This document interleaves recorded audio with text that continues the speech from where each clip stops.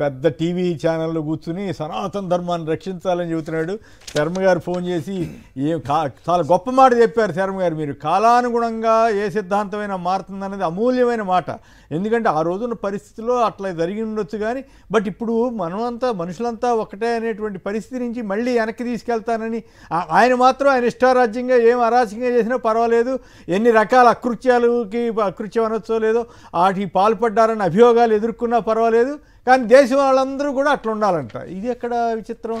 ఆయన విడాకులు తీసుకుంటారు, వేరే వాళ్ళు ఎవరు విడాకులు తీసుకోకూడదని చెప్తున్నారా? సనాతన ధర్మం చాగంటి కోటేశ్వరరావు చెప్తున్నాడు కదా, సనాతన ధర్మంలో విడాకులు అనే ప్రసక్తే లేదని చెబుతున్నాడు. బాప్టిజం తీసుకునే ప్రసక్తి ఏమైనా ఉంటుందా సనాతన ధర్మంలో? వేరే మతం వాళ్ళని పెళ్లి చేసుకునే ఉంటుందా సనాతన ధర్మంలో? ఈయన గొప్పవాడనేమో ఆ ఛానల్ ఆయన ఎవరో చెబుతున్నాడు విచిత్రం. సనాతన ధర్మంలో పెళ్లి చేసుకున్న పిల్లల్ని మా నాన్న ఇది సిగరెట్ దీపం వెలిగించాడని చెప్పడం సనాతన ధర్మం వద్దా? మళ్ళీ నిన్న దానికి రివర్స్ లో ఇంకో ట్వీట్ పెట్టాడు సార్. వాళ్ళ నానేమో అంతకుముందు ఏం చెప్పాడు, నా తండ్రి దీపారాధనతో సిగరెట్ వెలిగించుకుంటాడని చెప్పి నిన్న మళ్ళీ ఇంకో ట్వీట్ పెట్టి, నా దివంగత తండ్రి స్వామి రామకృష్ణ పరమహంస శారదాశ్రీ స్వామి వివేకానందకు అమితమైన భక్తుడు, ఆయన చాలా యోగా దీక్ష చేశాడు. 80వ దశకం చివరిలో 90వ దశకం ప్రారంభంలో చెన్నైలోని శాంతంలోని మహావతార బాబాజీ ఆశ్రమాన్ని సందర్శించారు. వాళ్ళ నాన్న చనిపోయింది 2007 సార్. అంటే మహా అయితే ఒక 90 ఏళ్ళు బతుకుంటాడు. అంటే ఆయన పుట్టింది 1920లోనో 1910లోనే పుట్టుంటాడు. 80వ దశకంలోనే వెళ్ళొచ్చాడని రాశాడు. అంటే మీరు ఇందాక వేశారు కదా, నేను ఎక్కడ పుట్టానో తెలియదు, నేను ఓ రోజు బాపట్లలో పుట్టా, ఓ రోజు గుంటూరులో పుట్టా. అంటే అయితే ఏ గంటకి ఏ బుద్ధి పుడితే అది మాట్లాడతాడు.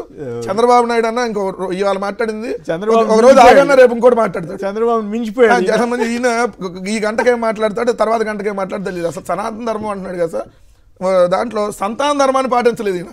అదేంటి సంతాన ధర్మాన్ని పాటించినాడు, వయసులో ఉన్నప్పుడు సంతాన ధర్మాన్ని పాటించినాడు, ఇప్పుడు సనాతన ధర్మాన్ని పాటిస్తాడంట. పూటకు ఒక పెళ్లి, ఎలక్షన్స్ వచ్చేటప్పుడల్లా ఒక పెళ్లి. 2009 ప్రజారాజ్యం ముందు పెళ్లి చేసుకున్నాడు, మళ్ళీ 2014 ఎలక్షన్స్ ముందు మళ్ళీ ఇంకో పెళ్లి చేసుకున్నాడు.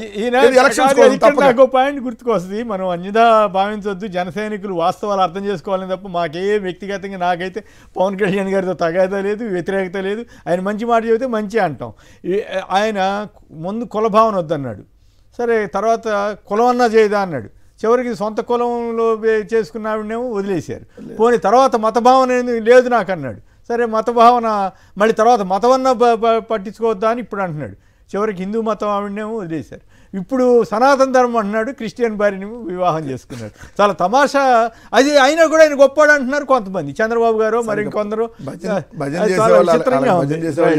తీసుకోవాలి అట్లా కాదు కదా, హేతుబద్ధంగా అయ్యా నువ్వే కరెక్ట్గా చెప్పని అడిగే పరిస్థితి లేకపోతే ఆయన అచ్చంగా జనసేన సిద్ధాంతాలు ఏమైనా ఉన్నాయి, కులం ఉండకూడదు, మతం ఉండకూడదు, ప్రస్తావన లేని రాజకీయం చేస్తానని చెప్పిన ఆయన, కలుపుతానని చెప్పిన ఆయన ఈ రకంగా చేస్తున్నారని జనసైనికులకే అర్థం కావట్లేదంట.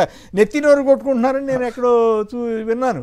అంటే ఆ పిచ్చిగా అభిమానంతో భజన చేసేవాళ్ళు మూర్ఖులు కొందరు ఉంటారు, కానీ హేతుబద్ధంగా ఆలోచించే వాళ్ళు చెప్పాలి, అయ్యా మీరు చేస్తున్నారు తప్పు, మిమ్మల్ని నమ్మి మేమంతా కూడా అప్రతిష్ట పాలవుతున్నాం అని చెప్పాల్సిన పరిస్థితి ఉండాలి.